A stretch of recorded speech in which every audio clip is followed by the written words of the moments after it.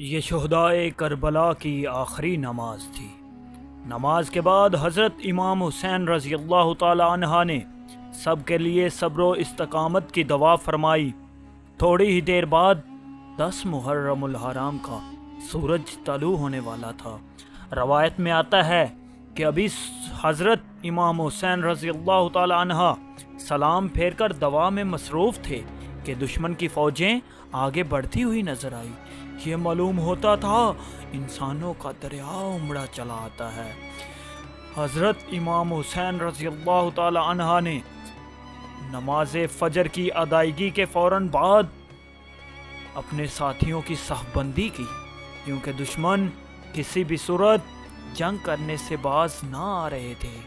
آپ کے ساتھ صرف 32 سوار اور 40 پیادے تھے۔ حضرت امام حسین رضی اللہ تعالی عنہ نے جنگ کی صف بندی کرنے کے بعد دشمن کے لشکر سے خطاب کرنے کے لیے حضرت امام حسین رضی اللہ تعالی عنہ لڑائی کے آغاز سے قبل اپنے خیمے میں تشریف لائے۔ امامہ رسول صلی اللہ علیہ وآلہ وسلم سر پر باندھا۔ حضرت علی رضی اللہ تعالی عنہ کا پٹکا اپنی کمر سے باندھا۔ ذوالفقار حیدری اپنے ہاتھ میں تھامی سوار ہو کر میدان میں تشریف لائے اور دشمنوں کے لشکر سے مخاطب ہو کر فرمایا، اے لوگو، جلدی نہ کرو، پہلے میری بات سن لو۔ مجھے تم پر سمجھانے کا جو حق ہے اسے پورا کر لینے دو اور میرے آنے کی وجہ بھی سن لو۔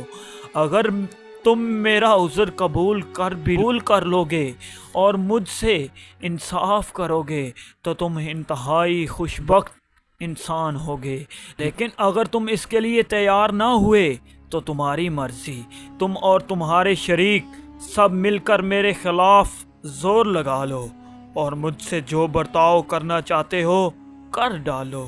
اللہ تعالیٰ میرا کارساز ہے اور وہی اپنے نیک بندوں کی مدد کرتا ہے۔ اے لوگو، میرے حسب و نسب پر غور کرو کہ میں کون ہوں، پھر اپنے گریبانوں میں منہ ڈال کر سوچو کہ تمہیں میرا خون بہانا اور میری توہین کرنا جائز ہے۔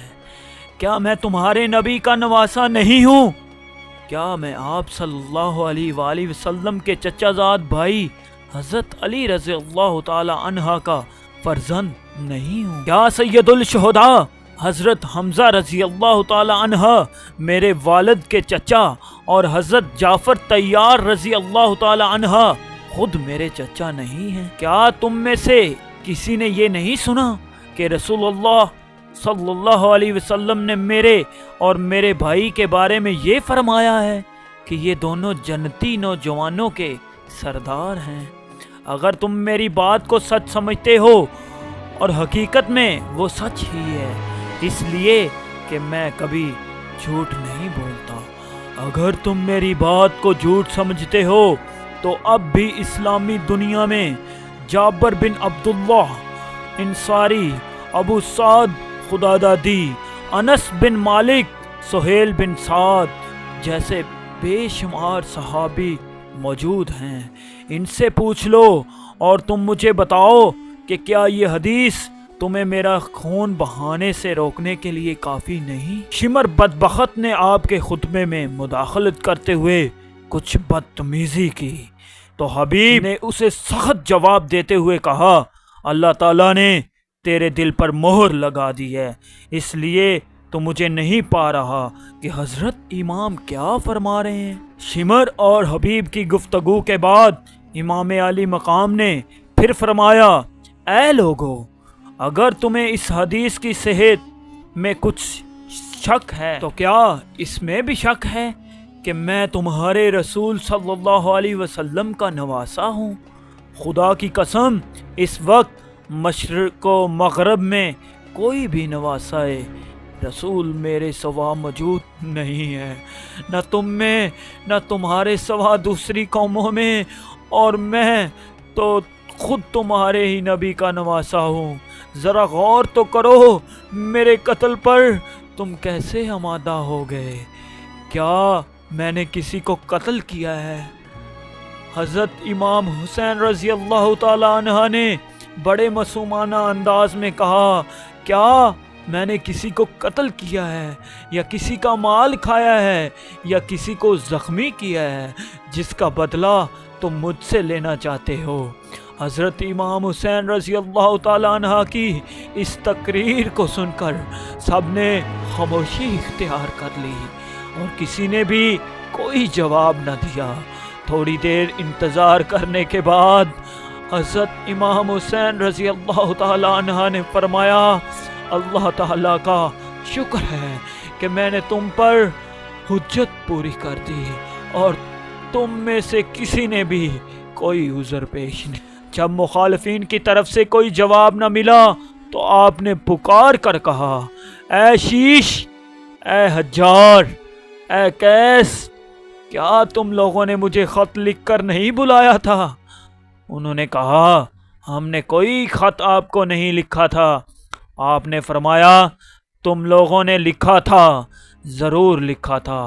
اچھا، اگر بالفرض مان لیا جائے کہ تم لوگوں نے خط نہیں لکھا، اور کیا تم لوگ نہیں چاہتے تھے کہ میں ادھر آؤں، تو مجھے چھوڑ دو تاکہ میں کسی اور جگہ چلا جاؤں جہاں امن و امان کی زندگی گزار سکوں۔ قیس نے کہا، تم اپنے قرابت دار ابن زیاد کے سامنے سر جھکا دو، پھر آپ کے ساتھ کوئی ناپسندیدہ سلوک نہیں کیا جائے گا۔